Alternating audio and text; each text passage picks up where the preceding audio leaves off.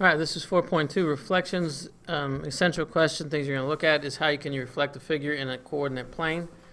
You're going to be able to perform reflections, do what's called a glide reflection. You have lines of symmetry, and we'll also look at maybe some real life problems involving reflections. All right, key concept, core concept, reflection is a transformation that uses a line like a mirror to reflect a figure. The mirror part of it is called a line of reflection. So in this particular example, my line of reflection is going to be the y-axis. All right, so that would be like where the mirror would go, and so you would see the reflection of this triangle ABC. Okay, here's more terminology. You can read this. Reflection in line M maps every point P in the plane to a point P prime. That's what we call that little apostrophe there, if you can see that. So that for each point, one of the following properties is true. If P is not on line M, then line M is the perpendicular bisector of segment P prime. Okay? Or the other thing that you can see of the property, if P is on M, then P is equal to P prime. So basically what this is saying is that here's my line of reflection M, and I have this point P. Okay, the distance from P to that line of reflection is congruent to the distance from P prime to the line of reflection. Notice that these lines here intersect that line of reflection at a 90-degree angle. Okay, so they're equidistant is another way of looking at it. If P is on the line of reflection, then P prime is also that same point. It's also going to be on the line of reflection. Alright, so here is our first example. We're going to reflect in horizontal and vertical lines. So the first thing they give us is that we're going to reflect triangle ABC on the line x equals 3. So first thing that we need to do is I'm going to draw this line equals x equals 3. So that's going to be this vertical line here going from this 3 coordinate. It would be straight up there. This would be x equals 3. Okay, then I have my point A, which is at 1, 3, which would be here. Point B is at 5, 2, which would be here. And then C is going to be at 2, 1. Okay, so I'm going to go ahead and connect those.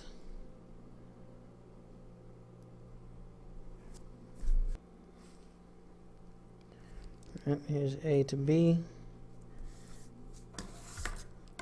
And then we have B to C.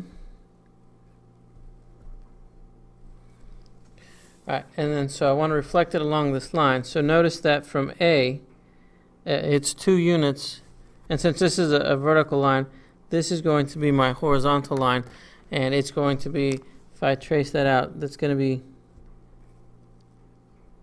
my pen will work, and that's going to be 2 units away. So on the other side of it, I'm going to go 2 units this way, and this would become A prime. Right? B is 2 units from this direction, so I'm going to flip it over and go to the other side, 2 units. This would be B prime. And then C is going to go over 1 direction, or 1 unit. Okay? And then I'm going to connect those.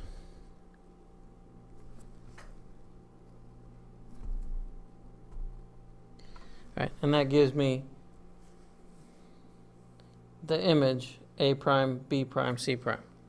All right, now we're going to do the same thing with a horizontal line at y equals 1. So that is going to be here.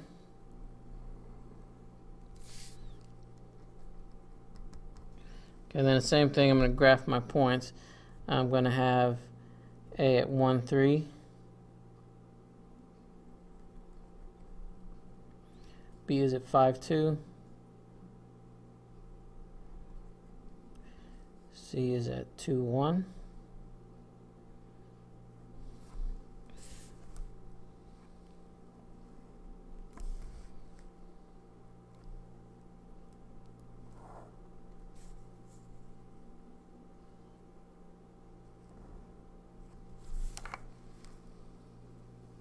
All right, so looking at this, reflecting it off of y equals 1, the distance from C is on line y equals 1, so C prime is going to be that same point there. So that's also C prime.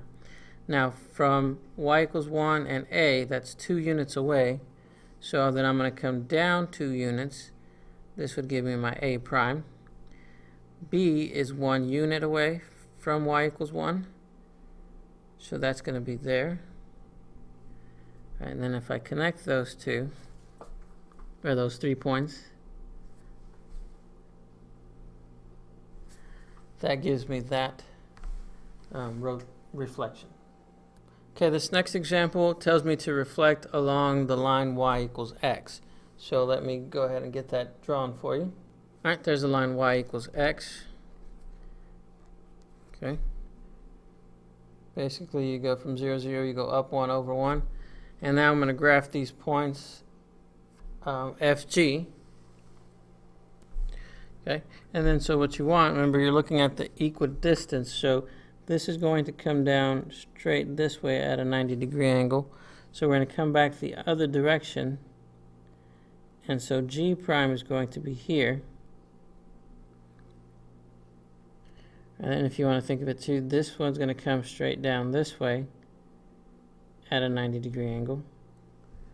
So for F prime, you go diagonal this way 1, and half a diagonal, and then you come down across this direction. And F prime is here.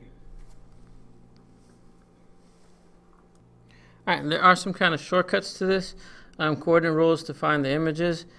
Depending on where you're reflecting, if you're reflecting off the x-axis, you change, basically the only thing you change is your y. So if it's b, it's going to become negative b. If you're on the y-axis, your x changes. It's the opposite x. If you're changing across the y equals x line, you flip your x and y values. If you're reflecting over a y equals negative x, then you flip them, and you also do the opposite values. So here you have AB, then for your new coordinates, it's going to be negative B, negative A. Okay, so on example 3, we're going to take that segment FG from example 2, except this time we're going to reflect it on the y equals negative x line. All right, so there's y equals negative x. It's going kind of, y equals x is going this way, y equals negative x is going back in the kind of opposite direction. All right, and so here's segment FG, here's the coordinates, and according to the rules that we just stated, since I'm reflecting across the y equals negative x, I'm going to flip my exponents. So f prime, or my coordinates, f prime is going to be 2, negative 1, but I also want to do the opposite, so this is going to become negative 2, positive 1.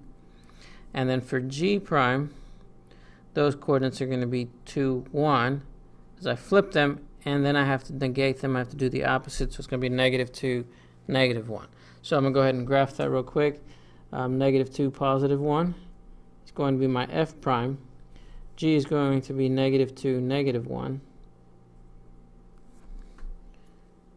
Okay, so if I can remember these rules, it makes it easier to draw and get the coordinates, and that's what it would look like.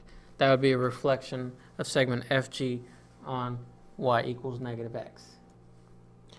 Okay, and here is a reflection postulate, and it just simply states that a reflection is a ridge in motion. All right, and here's a little explanation. Guide reflection is a transformation involving a translation followed by a reflection. So kind of like what we talked about on 4.1, a composition where you're doing multiple steps. You're going to do a translation and a reflection in which every point P is mapped to point P double prime by the following steps. First, you do a translation to go from P to P prime. Then you do a reflection to go from P prime to P double prime. All right, so here's P. You translated it up to P prime. Then once you're here at this P prime, you reflect it across over to this line K. All right, so it's just a multi-step process. Okay, and here's example 4 kind of illustrating that. We have this triangle ABC with these vertices 3, 2, 6, 3, and 7, 1. All right, and then we start by translating the picture. So we're here at triangle ABC. We translate it, so we go back 12. Okay, we didn't do anything with the y value. And then once we got it from here, we're going to reflect it across the x-axis. So once I'm up here, I'm going to bring it down and reflect it back over here to the x-axis. Next we got identifying lines of symmetry. And a figure in a plane has line symmetry when the figure can be mapped onto itself by reflection in a line. This line of reflection is called a line of symmetry. Okay, so we're going to look at symmetry, and we got some examples down here on number 5, example 5. All right, we're going to look at symmetry. All right, so basically what I'm looking at is if I can kind of cut these two halves, or I can fold these two on half and over each other, they would be an exact overlap. So my first line of symmetry that I would look at is I would be able to say that I could do this. This would be a line of symmetry here. Okay, because I'd be able to kind of fold this top half, and it would fit exactly perfectly over the bottom half. I could also come here and fold it this way, right, so that would be a line of symmetry. Now with a hexagon, there's actually several lines of symmetry because I could cut it this way or fold it this way. I could fold it going this direction, and I would still get that same kind of trapezoid shape if I'm folding it along those vertices. But I could also come in and I could fold it here, and then I could fold them this direction,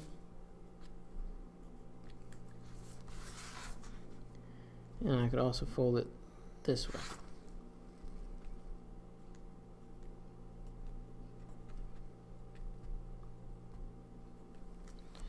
Okay, and then for the last one, example 5C, the only way I'm going to be able to do a line of symmetry on this one is if I fold it here in half, that way. I can't fold it, or I can't draw a line this way, because if I fold it in half, come in this direction, it's not going to be congruent. Same thing go in this direction. I can't come down and cut it vertically because they won't match. The only line of symmetry on 5C is this horizontal line.